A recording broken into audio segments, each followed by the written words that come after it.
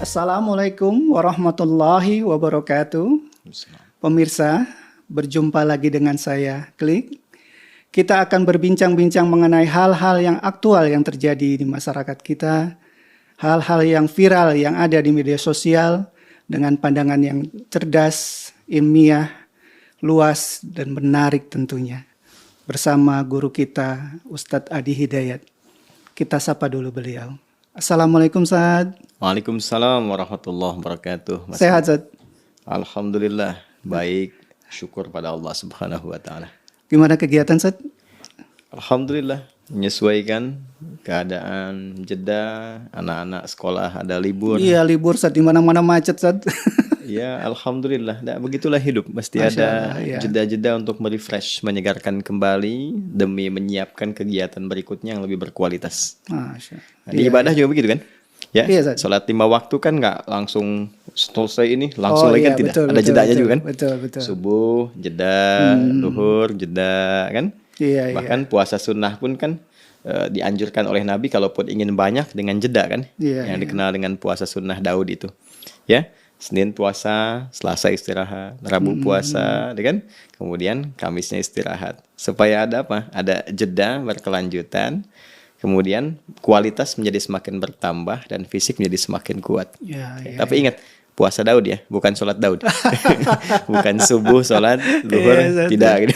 Itu Iya. tidak dibenarkan demikian. Iya. Tapi kalau liburan sendiri disunahkan nggak, Ustadz? Maksudnya untuk rihlah? Ya, dalam Islam ada istirahat untuk berlibur, untuk bahkan di Quran kan kita juga diperintahkan untuk melihat menerawang sekitaran, ya jalan, kul siru fil ardi, silahkan kamu lihat merantau Iya, di iya. berbagai belahan bumi. Bahkan hadis yang populer dari Nabi sallallahu alaihi wasallam, la tushaddur rihal ya illa li thalathatin. Jangan kamu punya keinginan kuat untuk berihlah, jalan-jalan kan, melihat kawasan yang lebih luas, merantau kan, kecuali engkau mendekatkan pada 3 tempat ya, Iya. Masjidil Haram, Masjidil Hadza kata Nabi, Masjid Nabawi, Masjidil Aqsa. Nah, ini isyaratnya apa? Kalaupun kita ingin mengisi libur, maka cari tempat-tempat berkualitas. Satu, yang meningkatkan iman kita kepada Allah Subhanahu wa taala. Ke Masjidil Haram kan suasananya iman menjadi meningkat, ya. Kemudian konektivitas kita kepada Allah menjadi semakin kuat, keinginan beribadah semakin rekat. Demikian di Masjid Nabawi, pun demikian di Palestina di Masjidil Aqsa, ya. Nah, yang kedua adalah meningkatkan pengetahuan. Di sekitaran Masjid Al-Haram itu kan banyak situs-situs sejarah Islam yang menjadi bukti nyata bagaimana dakwah pertama kali berjalan, kehidupan Nabi, kan? Fatrah masa Mekah, kemudian ketika pindah ke Yathrib yang kelak jadi Al-Madinah Al-Munawwarah. Banyak situsnya. Jadi saksi bagaimana perjuangan kebaikan, pancaran cahaya-cahaya Islam yang menghasilkan peradaban dan inspirasi bagi dunia. Jadi kalau kita mau tarik spiritnya, liburan ingin kita isi misalnya ke berbagai tempat, silahkan berkunjung, bisa ke saudara, menguatkan silaturahim, charge lagi kan, Iya, iya. bisa ke tempat-tempat di Indonesia juga Masya Allah banyak Masya Allah, situs-situs yang cukup baik ya. Iya, iya. Bisa yang mendekatkan pada keimanan, seperti kita berkunjung misalnya ke Aceh, ya, kemudian juga sepanjang jalur Pantura itu kan banyak jejak atau napak tilas keislaman yang bisa digali dari ulama dulu. Atau minimal menambah wawasan kebangsaan kita, kenegaraan misalnya, ya, ke tempat-tempat yang di dalamnya ada sejarah-sejarah yang kita bisa pelajari untuk mensyukuri nikmat kemerdekaan atas berkat rahmat Allah yang Maha Kuasa dan dengan didorongkan oleh keinginan luhur. Itu kan spirit merdeka itu kan. Ya, di pembukaan di preambul Undang-Undang Dasar 1945 itu.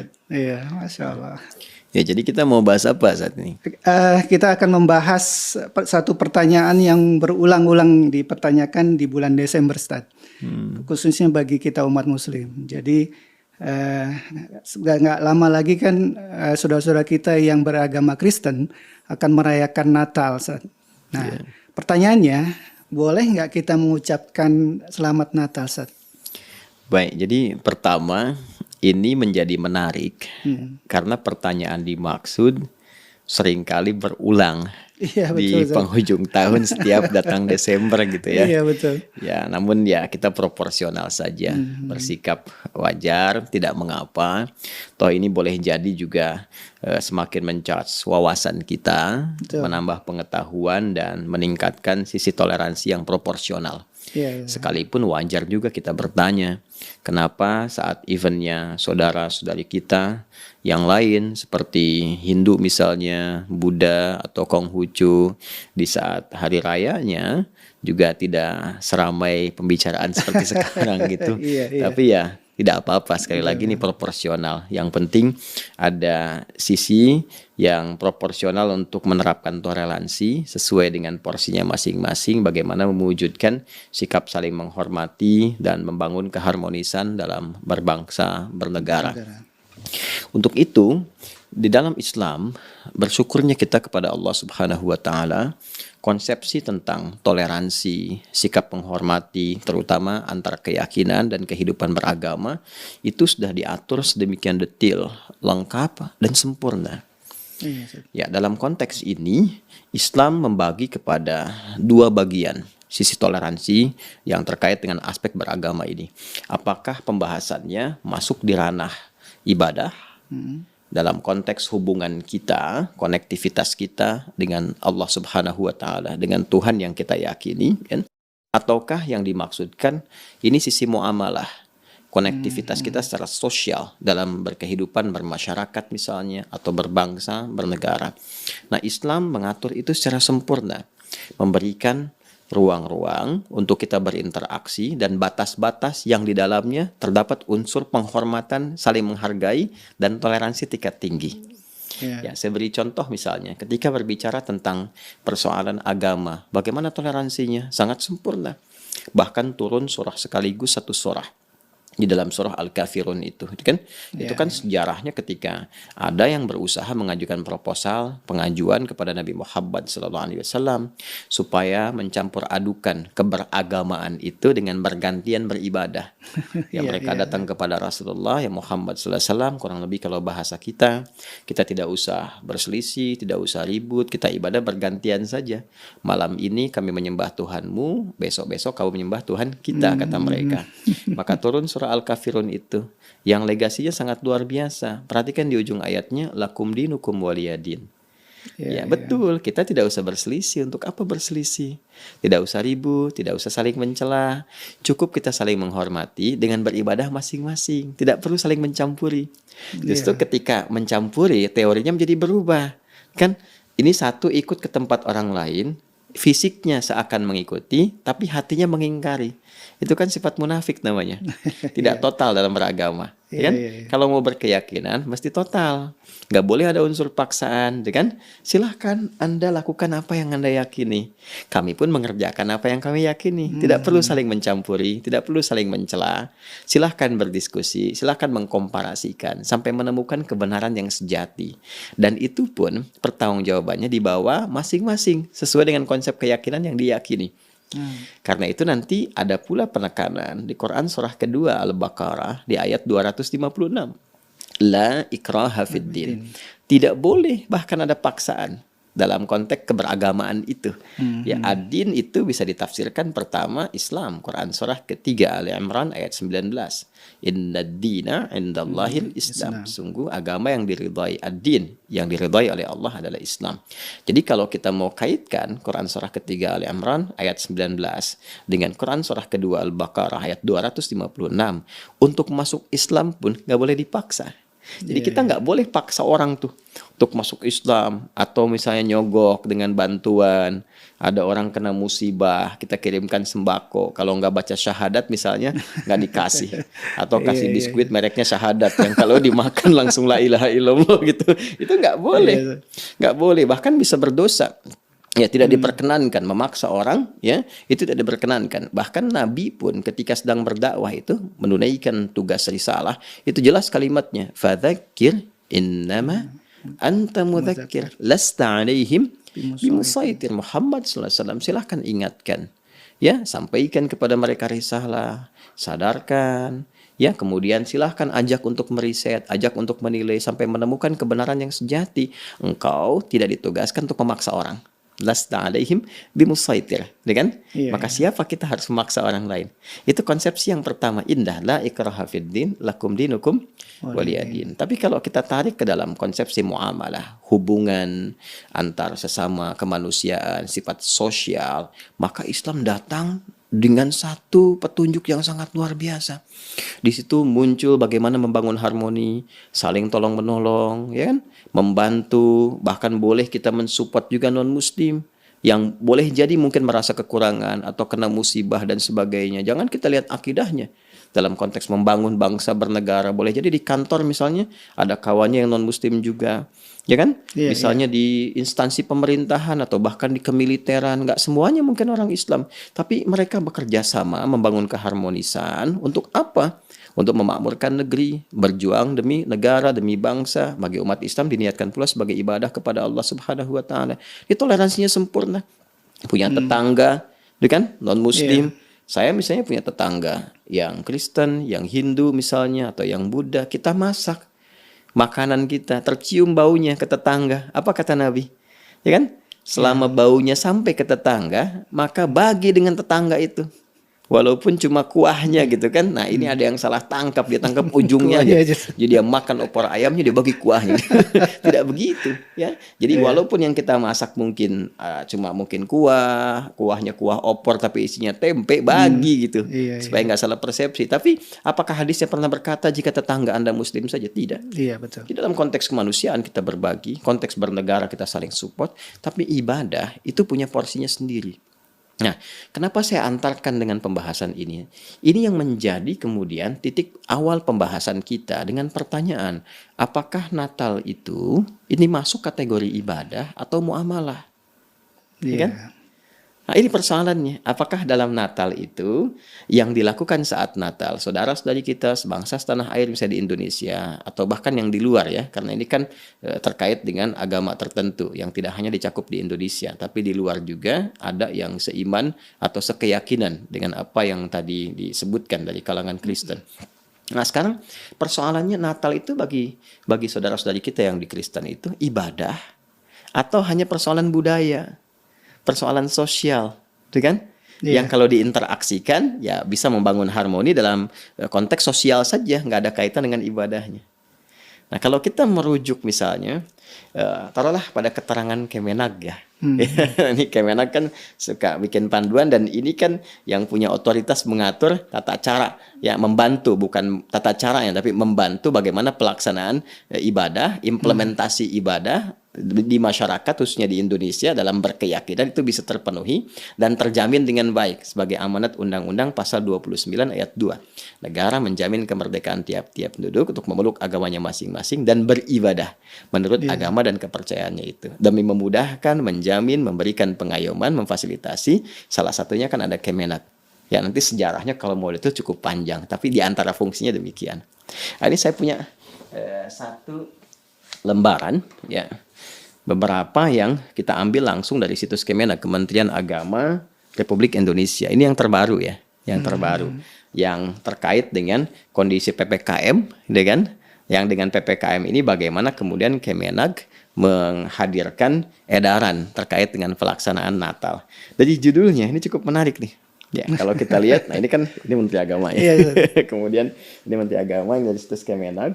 Judulnya kalau saya boleh bacakan, PPKM level 3 batal. Kemenag perbarui edaran pelaksanaan ibadah Natal. Ibadah 2021 Natal. ya kan? Ya kan ibadah Natal. Berarti dalam Natal ada ibadah. Iya. Ya, dan Kemenag itu kan nanti punya dirjennya tersendiri, bagian-bagiannya. Kan Dirjen Bimas Islam, kan bimbingan masyarakat untuk yang Muslim. Nanti ada yang Kristen, ada yang Hindu, ada yang Buddha. Berarti ada bagian-bagiannya tersendiri. Dan Natal ini dipahami sebagai ibadah. Dan umat Kristen juga memahaminya sebagai bagian dari ibadah pada prakteknya. Kan? Pemahaman pertama ya terlepas dari diskusinya atau perdebatannya seputar kelahiran Nabi Isa alaihissalam atau disebut juga dengan Yesus ya atau Mesias. Ya ada persepsi mengatakan tanggal 25 Desember, ada di persepsi lain di bulan Januari, ya ada sisi yang lain juga mengatakan di musim panas ya. Terlepas dari itu kan ada perayaan ibadah di situ. Ada ibadah, kan? Datang ke gereja, melakukan kebaktian dan sebagainya. Karena itu disertakan pada kepentingan ibadah. Artinya apa? Natal tidak berdiri sendiri. Natal ada nuansa ibadahnya. Yang memandang Natal itu termasuk pada ranah ibadah, maka praktek toleransinya bagi umat Islam menggunakan skema yang pertama tadi. Ya, Iya, Apa iya. skemanya? Lakum dinukum waliyadin. Nggak boleh diganggu. Ya, bahkan harus dihormati. Bagaimana cara menghormatinya? Cara menghormatinya dengan cara membiarkan saudara-saudari kita beribadah sesuai dengan keyakinannya masing-masing, tanpa mencampurinya sedikit pun, baik dengan perkataan ataupun juga dengan suasana hati tertentu, apalagi dengan perbuatan. Ya, seperti ikut-ikutan ke gereja misalnya, atau menyimak kebaktian, atau mengenakan pakaian-pakaian yang memang khusus dipahami sebagai bagian dari ibadah ya di agama tertentu. Atau bahkan mohon izin di perspektif yang lain, sisi sebaliknya. Misalnya ada yang sering dengar kita kasusnya ya di usaha-usaha tertentu, di mall misalnya, atau di Iya, bisnis iya. tertentu yang pegawainya kadang dipaksa Dipaksa, untuk Zat. mengenakan Iya, itu. pakaian-pakaian tertentu, itu ya nggak boleh ya. Jadi nggak Iya. boleh ada unsur paksaan di dua sisi secara bersamaan. Jadi kita juga tidak perlu memaksakan diri karena aspek menghormati ini ya. Iya, Jadi iya. tidak mengenakan itu justru ini bagian dari toleransi. Ya, menjaga perasaan, menampilkan satu pandangan yang utuh tentang konsepsi keberagamaan, menghormati, ya. Jadi baik itu dari segi perkataan, kemudian juga suasana hati, pun dengan perbuatan. Tidak perlu dipaksakan, ya, apalagi sampai menyertai. Ya, dan itu sudah ada fatwa-fatwa ulama terkait dengan yang demikian. Bahkan dalam urusan untuk, mohon maaf ya, menghadirkan potensi untuk menyakiti, mengganggu, merusak, itu tidak diperkenankan sama sekali. Karena seringkali kita mendengar ada isu-isu.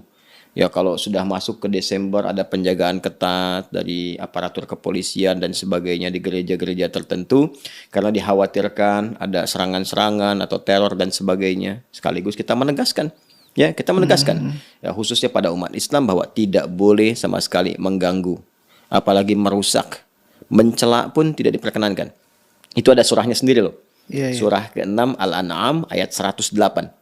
Wala tasubbul ladzina yad'una min dunillahi fayasubbullaha adwan bighairi ilm. Jangan sekali-kali engkau mencela dan orang-orang yang berbeda keyakinan dengan kita, tidak menyembah Allah Subhanahu wa taala. Dikhawatirkan balas mencela Allah atas dasar ketidakpengetahuan mereka. Ya, nanti timbul rasa benci. Nah, rasa benci yang berlebihan ini tidak mendorong kemudian untuk mencari, mendapatkan petunjuk pada kebenaran atau mau menggali Islam. Bahkan di situ nanti muncul celaan-celaan tanpa dasar pengetahuan. Jadi mencela saja tidak boleh, apalagi merusak. Iya, Ya, iya. perhatikan bagaimana satu sisi tingkat tinggi toleransi dalam Al-Quran disajikan terkait dengan aspek ibadah. Jadi silahkan ditunaikan, ya kan? Senyaman mungkin, sebaik mungkin, sesuai dengan keyakinannya masing-masing, dan umat Islam tidak perlu mencampuri segala yang terkait dengan ibadahnya ini, baik itu dengan perkataan ataupun dengan suasana hati tertentu atau bahkan dengan perbuatan-perbuatan tertentu. Nah, kenapa saya sebutkan perkataan, hati, dan perbuatan? Karena di dalam Islam, aturan ibadah ini mencakup kepada 3 aspek tadi. Iya, iya. Jadi ada ibadah menggunakan hati. Ya, masih ingat kan babnya? Iya, Zat. Bab niat kan? Niat. Niat itu kan bersumbernya di mana? Dalam hati. Hati. Ya kan? Dalam sholat ada niat. Dalam puasa ada niat. Dalam haji ada niat. Sumbernya di mana? Di hati. Kemudian yang kedua, ada ibadah lisan. Dan kadang-kadang ibadah lisan ini menjadi pembuka yang sangat menentukan akan legalnya atau halalnya ibadah yang berupa perbuatan. Iya, Ya, iya. sambil contoh misalnya. Mas Klik sudah menikah kan? Iya. Ya, punya keluarga, punya anak, punya istri. Legalnya, halalnya, hubungan antara suami dan istri, kapan itu dibenarkan, dibolehkan, itu ternyata dibuka dengan ibadah lisan.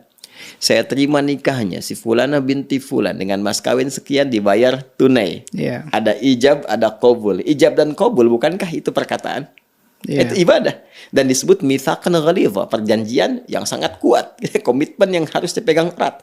Itu ibadah. Itu dengan lisan. Kemudian juga syahadat. Ya, pokok pertama, rukun Islam yang pertama itu kan syahadat. Iya. Asyhadu an la ilaha illallah wa asyhadu anna Muhammadar Rasulullah. Dengan apa diucapkan? Lisan. Dengan lisan kan. Maka lisan pun beribadah, Iya. ya kan? Kemudian perbuatan. Ya, perbuatan kita sholat, bergerak, gitu kan? Kemudian juga kita membaca Al-Qur'an dengan megang mushaf dan sebagainya. Bahkan ada gabungan antara lisan, hati, dan perbuatan seperti sholat. Sholat diniatkan dalam hati. Lisan berkata, Allahu Akbar, tangan bergerak. ya kan? Mengangkat sejajar dengan bahu. Demikian selanjutnya. Jadi ada ibadah hati seperti niat tadi, ibadah lisan seperti ucapan syahadat dan ijab qabul, ibadah fisik saja misalnya seperti ya ritual dalam yang kita kerjakan. Tawaf misalnya ada fisiknya, sa'i ada fisiknya, bahkan gabungan dengan lisan tadi ya, ada lisan, hati dan perbuatan yang dilakukan secara bersamaan. Nah, karena tadi kesan yang terbangun dalam Natal tadi kesannya adalah ibadah, maka satu dari 3 unsur ini pun tidak boleh menyertainya. Ya, tidak boleh ada unsur niat menyertai, tidak boleh antara unsur perbuatan menyertai, dan tidak boleh ada unsur lisan menyertai. Jadi kalau kemudian kita hadirkan misalnya unsur lisan dengan mengatakan kalimat misalnya Selamat Natal, sekian, sekian, sekian. Sementara di Natal itu ada unsur ibadah.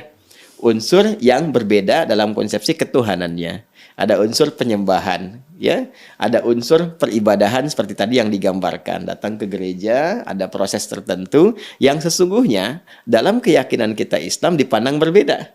Jadi kalau kita ucapkan ada pengakuan di situ. Sementara komitmen la ilaha illallah adalah tidak menuhankan kecuali hanya Allah saja. Menepikan yang lain kecuali hanya menuhankan Allah. Jadi kalau ada konsepsi bertentangan dengan la ilaha illallah, kita mesti tolak, ya kan? Nah, itu kan komitmen beribadah kita. Ya, komitmen beribadah yang itu pun dijamin oleh undang-undang dan dipahami oleh sesama. Jadi memang kaidah dasarnya setiap pemeluk agama itu harus meyakini bahwa apa yang dianutnya itu yang paling benar. Itu biasa. Ya, biasa. Dan toleransinya memang yang paling ideal yang tadi lakum dinukum waliyadin, sudah kita menghargai saja, menghormati, kan tidak ada masalah tuh. Iya. Sebetulnya nggak ada masalah. Iya. Dan yang paling menarik begini ya, yang paling menarik bahkan saudara-saudari kita pun sebangsa setanah air yang berbeda keyakinan, misalnya baik itu di Kristen ya ataupun mungkin Katolik atau Hindu Buddha atau Konghucu, di hari-hari besarnya tidak pernah menuntut kepada kita. Seperti kita pun tidak pernah menuntut di Idul Fitri harus ucapkan ya selamat Idul Fitri ya, Idul Adha ya, waktu Idul Adha kami ini mayoritas loh, kan tidak pernah begitu. Kita tidak pernah membangun isu mayoritas, minoritas, tidak pernah seperti itu. Ya, bahkan saya pernah katakan sesuatu yang biasanya digunakan di tempat lain, di negara lain sebagai toleransi ya dalam konteks keagamaan, ya konteks keumatan, bahkan mayoritas agama yang ada di tempat itu hari liburnya digunakan ya berdasarkan hari ibadahnya yang mayoritas itu. Kalau Anda mau lihat di Eropa hari liburnya ada apa? Minggu kan? Mereka menyebutnya dengan minggu kan? Baik. Kalau di Arab umumnya di Mekah hari apa? Jumat. Kan di Saudi Jumat. Di mana lagi? Di Qatar misalnya Jumat, kan? Ya, kenapa? Karena kebanyakan hari Jumat itu orang Muslim di sana kan menunaikan ibadah sholat Jumat. Umumnya Jumatan. Di Eropa hari Minggu umumnya pada ke gereja. Di Amerika Minggu karena hari untuk ibadahnya hari Minggu. Jadi yang mayoritas punya hari ibadah jadikan hari libur. Di Indonesia mayoritasnya Muslim. Tapi hari liburnya hari apa? Ahad. Ya, coba Anda bisa lihat kan? Iya. Dan kita tidak pernah menyampaikan isu semacam itu. Jadi kita tuh hatam toleransi. Ya, alhamdulillah nggak pernah ada yang menyoal. Jadi kita biasa saja gitu, sudah terbiasa dengan itu semua, menghargai sepanjang itu bisa kita sesuaikan untuk keharmonisan membangun bangsa, negara kita bersama-sama. Nah, tadi tarik ke dalam konsepsi beribadah, dalam toleransi beribadah pun tuh porsinya ada. Ya, jangan sampai dipahami bahwa karena tidak mengucapkan nggak toleran. Jadi kita edukasi dulu ini loh, kenapa di umat Islam tidak mengucapkan dalam konteks ini selamat ya pada satu agama tertentu pada hari rayanya, karena di hari raya itu ada nuansa ibadahnya, nilai ibadahnya. Terkait dengan Natal pun di sini kan ada yang tadi saya sampaikan dari Kementerian Agama, bahkan ini kan rinci kita print out tuh surat edarannya nomor /2 SE itu kan /33 tahun 2021 ya tentang pencegahan dan penanggulangan coronavirus disease 2019 dalam pelaksanaan ibadah dan peringatan Hari Raya Natal tahun 2021. Nah, jadi sesungguhnya menghadirkan keamanan, kenyamanan, ketentraman bagi umat lain untuk menunaikan ibadah sesuai dengan keyakinannya, itu bagian dari toleransi umat Islam tanpa harus menyertakan. Yang paling dikhawatirkan kan begini, lisannya mengucapkan tapi hatinya tidak meyakini. Namanya apa tuh? Iya, munafik saja. Jangan sampai nanti selamat ya, tapi di hatinya mengatakan tapi bohong. Kan nggak boleh begitu. Ya kan? Kan tidak menghargai juga. Jadi penghargaan tertinggi silahkan. masing-masing gitu kan. Nah, setelah itu ya kita berbaur, bertoleransi, membangun negeri harmoni bersama-sama. Iya. Tapi gimana Ustaz, seandainya pejabat publik harus mengucapkan itu, karena ya beliau sebagai pejabat publik yang mengayomi semua masyarakatnya, Ustaz. Apakah ini ada pengecualian atau gimana, Ustaz? Ya, seperti presiden, Betul. gubernur, bahkan menteri agama. Menteri Agama ini Ya, saya. karena kan mengayomi seluruh agama Betul, untuk Ustaz. di Indonesia, atau bahkan lebih dahsyat daripada itu, adanya satu hubungan keluarga, mungkin anak masuk Islam, orang tua belum, tuh kan? Iya, Jadi iya. ada heterogenitas dalam Betul, banyak hal keluarga. juga itu. Dan bersyukurnya, alhamdulillah, Islam pun sudah tuntas mengatur itu. Oh gitu, Ustaz. Iya, Masya Allah. baik di suasana ya, ibadah-ibadah di keyakinan tertentu, seperti misalnya momennya Natal saat ini untuk saudara-saudari kita yang di Kristen ataupun Katolik, atau bahkan di luar konteks ibadahnya secara bersosial. Ini lebih dahsyat lagi. Iya, iya. Nah, ini di Islam itu selalu ada hukum mustathnayat. Mustathnayat itu hukum-hukum pengecualian dalam kondisi darurat tertentu yang itu dibutuhkan karena timbangan-timbangan khusus, kasusnya spesial. Dan itu pun dalam istilah fikih ada dawabitnya. Ya, ada detil-detil hukum tertentu yang menyertai hanya di situasi itu saja, mengikat keadaan itu saja. Ya, karena itu ulama sudah mengkaji ini dengan cukup dalam, bahkan mengambil hukum di muamalah, ya kan, dalam interaksi sosial, karena perannya ada peran muamalah di situ, ya, Iya, tidak iya. murni hanya untuk kepentingan ibadah atau bahkan menyertai itu, tidak, tapi hanya karena ada peran muamalah, interaksi dia atau amanat yang berlaku secara luas dalam konteks sosial di sini, maka diambillah kemudian spirit Quran surah ke-60 Al-Mumtahanah di ayat yang ke-8. Saat Allah berfirman, la yanhakumullahu 'anil ladzina lam yuqatilukum fid din wa lam yukhrijukum min diyarikum an tabarruhum wa tuqsitu ilaihim. Allah Subhanahu wa taala tidak melarang engkau untuk berbuat baik terhadap orang-orang yang tidak memerangi engkau, tidak menyakiti engkau dalam perkara agama ini, atau tidak mengusir engkau di tempat engkau berkedudukan, tempat engkau tinggal. Maka berbuat baiklah kepada mereka dan bersikap adillah dalam berkehidupan. Ini konteksnya konteks sosial. Iya, Ingat ya? Konteks interaksi berkehidupan sosial. Dan boleh jadi dalam konteks berkehidupan sosial yang skalanya besar, berbangsa, bernegara, bermasyarakat, ada yang diamanahi tadi, ya, sebagai presidenkah atau pejabat publik seperti gubernur, bahkan menteri agama misalnya, yang harus berinteraksi secara sosial, tidak mengkhususkan karena ibadahnya atau dan hal-hal terkait itu. Iya, iya. Maka di sisi ini dia boleh diperkenankan mengucapkan dengan membawa nama jabatannya. Ya, untuk cari al-khuruj minal khilaf, keluar dari perdebatan. Dia bawa nama jabatannya. Misalnya menyampaikan, dengan ini Presiden Republik Indonesia mengucapkan selamat bla bla bla dan sebagainya. Iya. Dengan ini Menteri Agama Republik Indonesia mengucapkan selamat bla bla bla dan sebagainya. Ya, nah, boleh juga dia menugaskan misalnya divisi terkait atau bagian atau menteri terkait, atau misalnya kalau di Kementerian Agama ada Dirjen Bimas Kristen misalnya kan, nah, terkait dengan ini. Tapi kalau dirasakan rasanya kok nggak nyaman ya gitu kan, ini kan ada jabatan mengikat dan sebagainya, maka diharapkan yang tampilnya menterinya atau misalnya pejabat publiknya, maka sertakan jabatannya. Ya, bukan menyertakan pribadinya untuk keluar dari khilaf, keluar dari perdebatannya, ya, khuruj minal khilaf namanya. Maka sertakan nama jabatan di situ, misalnya menyampaikan dengan ini Menteri Agama Republik Indonesia menyampaikan selamat begini dan sebagainya. Jadi yang dibawa jabatan publiknya, bukan pribadinya ingin menyertakan dalam kepentingan itu, tapi karena sifat pelayanan publik dan di publik ini ada bagian-bagian tertentu yang dibimbing dalam berkehidupan bermasyarakat, ya, menjalankan amanah konstitusi, maka itu yang diambilnya. Dan ini masih ranah muamalah keduniaan. Dan ranah muamalah keduniaan ini tidak mengenal batas akidah. Apa ayatnya? Quran surah ke-31 Luqman di ayat ke-15. Ya kan? Wa in jahadaka ala an tusyrika bi ma laisa laka bihi ilmun fala tuti'huma. Perhatikan, wa sahibhuma fid dunya ma'rufa di ujung ayatnya. Ya kan? Bila pun saya tarik nih, bahkan ke ranah keluarga seperti yang tadi saya sampaikan. Iya, iya. Kalaupun di dalam lingkup keluarga ada perbedaan keyakinan, anak misalnya masuk Islam mu'alaf, orang tua belum, misal gitu kan? Nah, dalam konteks peribadatan, tadi toleransinya toleransi ibadah. Jangan paksa, ya kan? Tidak boleh saling mencampuri, ya. Silahkan menghormati masing-masing. Kalau berdiskusi dengan cara yang baik. Kalau dipaksa pun, ya untuk balik ke agama semula dijawab dengan jawaban yang lembut, yang menyenangkan. Ya tampilkan akhlak mulia. Tapi di ujung ayatnya apa? Wasahibhuma fid dunya, bukan fil ibadah. Ya kan?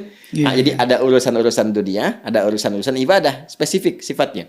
Wasahibhuma fid dunya ma'rufa.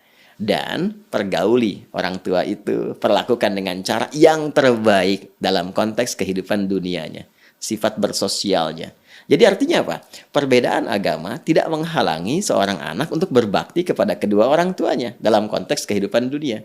Kalau ditarik lagi ke tingkat yang lebih tinggi dalam konteks kehidupan berbangsa, bernegara, perbedaan agama tidak boleh menghalangi pejabat publik untuk bersikap adil dan melayani masyarakatnya. Iya, betul. Ya, jadi ini keadilan ini kemudian yang ditampilkan ketika ada perayaan A, perayaan B di umat A, umat B, dia boleh kemudian dengan jabatan yang melekatnya, bukan karena pribadinya, karena jabatan melekatnya. Ya, gubernur mau inspeksi, misalnya gubernur Jakarta atau Jawa Barat atau di luar inspeksi, ya melihat ke gereja untuk memastikan ini aman, baik ini itu boleh, sah-sah saja, karena jabatan melekat kepada dirinya dan harus memastikan berlangsung aman, berlangsung baik, nggak boleh ada gangguan dan sebagainya. Nah, ketika akan mengucapkan selamat, jabatannya dilekatkan di situ. Jadi jabatan yang menjadikan pelayanan publik ini terjamin, bahkan itu perintah Al-Quran. Ya, bukan pribadinya yang ingin menyampaikan itu, tapi lebih kepada jabatan yang melekat. Bisa dibedakan. Wasahibhuma fid dunya, dikaitan dengan itu. Nah, anak pun, ya kan, mungkin ada pertanyaan lagi, boleh nggak ngasih hadiah? Itu dia, Zat. Kunjungan ke rumah dan sebagainya. Nah, ini di sini khuruj minal khilaf lagi, keluar dari perdebatan, bisa diatur waktunya untuk menyesuaikan. Misal kan karena tadi kebolehannya diikat dengan konteks berhubungan sosial, keduniaan, bukan spesifik ke agama, maka yang pertama kali dilakukan misalnya tidak harus bersamaan waktu. Sehari setelahnya atau 2 hari setelahnya niatkannya untuk silaturahim datang, deh kan? Iya, Yang bawa makanan, bawa apa, ya, tapi bukan terkait dengan konteks ibadah karena ibadahnya kan udah lewat. Tanggal 25 kan, dia datang tanggal 26.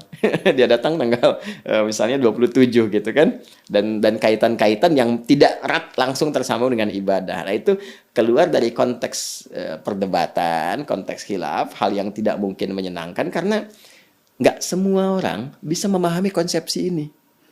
Iya. Kan? Dan memang kalau memuaskan manusia itu nggak akan pernah merasa puas gitu.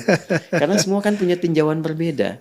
Tapi ini indah loh konsep toleransinya. Ya, kita membiarkan, kan? Kemudian di sini tidak ada unsur-unsur yang berbeda antara suasana hati dengan lisan. Kan Islam itu menjaga kejujuran, menjaga kemuliaan, kebenaran. Kan tidak benar kalau orang berkata di lisan tapi hati mengingkari.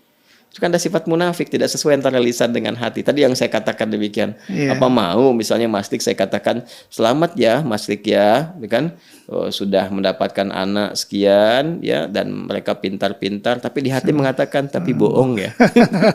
Kan nggak boleh kan? Itu nggak baik kan? Itu maka tempatkan sesuai dengan porsinya. Tadi indah kan? Jadi silahkan kalaupun nanti ada suasana heterogenitas begitu, misal datang sehari setelahnya. Ya, atau kalau lingkungan sama sekali terpaksa, maka babnya nanti masuk ke bab taqiyah itu yang sering diulas oleh para ulama. Ya, jadi di sini bukan ada nuansa sesuatu, ya, penyimpangan dari makna atau yang lain, tapi memang tuntutan memaksa keadaan demikian karena sudah jadi budaya.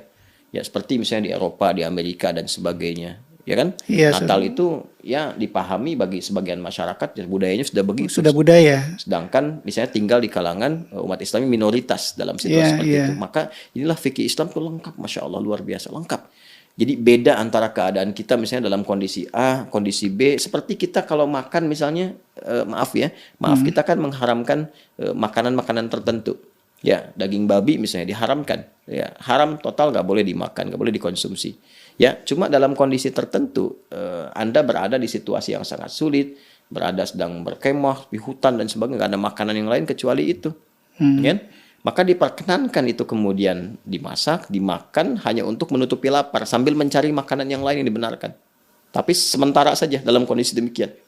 Saya ingin mengilustrasikan kepada Anda betapa Islam itu solutif gitu. Ya, bahkan dalam keadaan yang dilarang pun sepenuhnya dilarang, ada kebolehannya dalam kondisi darurat tertentu. Ini kaidahnya namanya ad-daruratu tubihul mahdhurat. Dalam keadaan darurat, bahkan yang haram bisa menjadi halal untuk sementara waktu.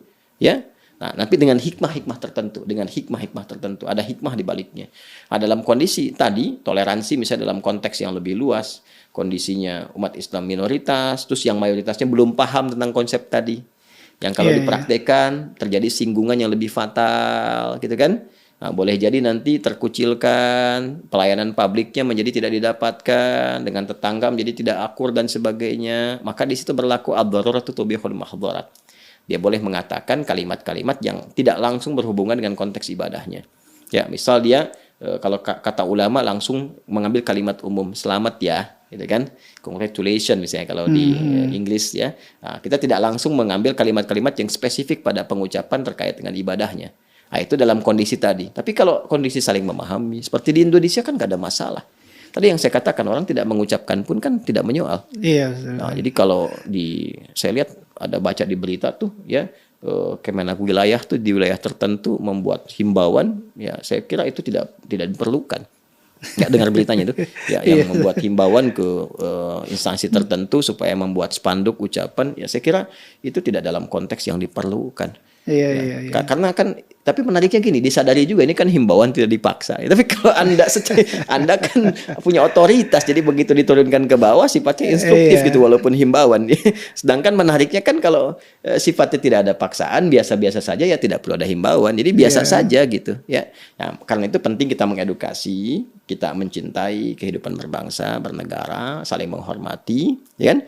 Dan titik toleransi tertinggi adalah kita menghormati akan tibanya hari besar, hari ibadah untuk saudara-saudari kita, ya penganut Kristen ataupun Katolik, pada waktunya untuk beribadah gitu kan. Kita menghormati dengan mempersilahkan, menunaikan sebaik, senyaman mungkin, ya kan. Tidak boleh kita mengganggu, mencela dan sebagainya, mencampuri sedikit pun, baik dengan lisan, dengan hati ataupun dengan perbuatan. Dan hal-hal yang terkait dengan aspek-aspek kehidupan membangun negeri, bermasyarakat, berbangsa, kita bersama-sama. Kerja bersama, bangun harmoni, saling empati, kemudian juga bahkan saling membantu, ya, mengentaskan kemiskinan, kemudian mengentaskan kesulitan yang sekarang kita alami ini, ya, ada krisis dalam beberapa hal, baik di ekonomi, sekarang kita harus kuat kembali, ya, pasca Covid ini, kita bantu, saling support di situ, ya. Kemudian yang kedua juga, ya, krisis sosial, hubungan bermasyarakat, ini yang bikin-bikin hoax, ya, yang kadang-kadang bikin informasi yang keliru, kadang memecah persatuan, kesatuan, kehidupan berbangsa bernegara. Itu kan kita harus kompak juga. Ya, alhamdulillah saya perhatikan juga ini podcast kita diminati juga tuh. Yang non-muslim ikut nyimak, alhamdulillah. Betul, jadi kita Ustaz. pun edukatif ya, tampilkan yang betul. baik-baik, tidak boleh juga menampilkan data-data yang keliru, dan pada akhirnya secara objektif dipersilahkan. Mau mengambil risalah Islam sebagai bagian terbaik dalam berkehidupan, ingin belajar, bertanya, silahkan. Tidak boleh saling mencela, menjelekan, menyampaikan aja. Ya, kita kan tidak pernah mencela, menuduh A dan B, menyampaikan persepsi begini, silahkan diuji, ya kan? Datanya dari mana, secara ilmiah seperti apa, komparasikan dalil dengan dalil, uji secara logika rasional. Pada akhirnya, kalau menemukan kebenaran yang sejati pun tidak boleh memaksa, diperkenankan. Dan semua resiko akan dibawa, dipertanggungjawabkan kepada Tuhan Allah Subhanahu wa taala ketika kembali kepadanya. Indah sampai di situ. Ya, jadi kalau kita simpulkan tadi ya, cukup dihormati, tidak perlu menyertai apapun, kecuali kalau ada situasi-situasi dua hal tadi. Yang pertama, pejabat publik dengan tugas melayani publiknya, ada yang melekat di dalamnya. Yang ketiga, situasi khusus darurat yang diperkenankan, karena tadi misalnya tinggal di situasi yang muslimnya minoritas, kemudian ada satu kondisi tertentu yang kalau misalnya tidak mengucapkan atau berhubungan bergaul secara langsung, ya dipandangnya pandangan-pandangan karena belum mengerti tadi, belum paham tadi, perlu ada pendekatan-pendekatan untuk memahamkan. Nah, itu dipersilahkan, tapi mencari kata-kata yang baik yang tidak terjebak kepada nuansa pengakuan terhadap konsepsi keberagamaan atau turut serta dalam ibadah. Dan ulama sudah selesai babnya, kan? Atau juga maka pada kondisi-kondisi terdesak seperti tadi kehidupan antara satu rumah dengan keyakinan yang berbeda dan sebagainya. Maka di titik ini tadi dikatakan kebolehannya diikat dengan keluar dari perdebatan khuruj minal khilaf, seperti datang sehari setelahnya, kan? Atau juga membangun seperti yang pertama tadi, ya, harus menyampaikan dengan kalimat umum dan sebagainya. Bila memang belum memahami, kalau sudah mengerti, sudah paham, ya kita terapkan aja dalam kehidupan beragama. Dan ingat, penerapan ini sebagai ibadah kita, kan, sebagai muslim itu dijamin undang-undang. Pasal 29 ayat 2. Sekali lagi, negara menjamin kemerdekaan tiap-tiap penduduk untuk memeluk agamanya masing-masing dan beribadah menurut ya agama dan kepercayaannya itu. Jadi bagi kita ibadah itu di Islam kan ada perintah dan larangan. Ya kan? Perintah sholat, ya kan? Larangan mencampur adukan agama, kan? Larangan untuk berzina, larangan minum khamar dan sebagainya. Jadi meninggalkan larangan, menunaikan perintah bagian dari ibadah. Nah, jadi tidak perlu disoal. Ini nggak toleran. Ini bagian ibadah kami, jangan begitu. Jadi ini yang memunculkan begitu. Nah, ini yang harus ditertibkan supaya harmoni tetap terjaga. Tapi kita pun tetap mendoakan. Saya kira itu Mas Klik. Masya Allah. Ya, mudah-mudahan ini bisa menambah wawasan kita, menggambarkan bahwa Islam itu sangat luas toleransinya, Ustaz. Masya Allah, Masya Allah. Terima kasih, Ustaz, pembincangannya. Baik. Mudah-mudahan kita bisa bertemu lagi untuk membahas hal lain lagi, Ustaz. Yang terpenting, mudah-mudahan yang pertama, bangsa kita, negara yang kita cintai, Negara Kesatuan Republik Indonesia, senantiasa dijaga oleh Allah Subhanahu wa Ta'ala. Dan kehidupan berbangsa, bernegara direkatkan, diakurkan, harmoni, Insya Allah. Ya, tercipta kebaikan-kebaikan yang kita harapkan. Siap. Dan yang kedua, toleransi yang proporsional, kan? Dan sesungguhnya sikap saling menghormati kalau sudah proporsional, saling memahami, saling menggali dengan pengetahuan yang benar, insya Allah menghadirkan jalinan kehidupan yang lebih baik. Insya Allah. Terima kasih, Ustaz. Baik. Pemirsa, demikian bincang-bincang kita dengan guru kita, Ustadz Adi Hidayat. Semoga menambah wawasan keilmuan kita yang mendekatkan kita pada Allah Subhanahu wa Ta'ala. Saya Klik. Assalamualaikum warahmatullahi wabarakatuh.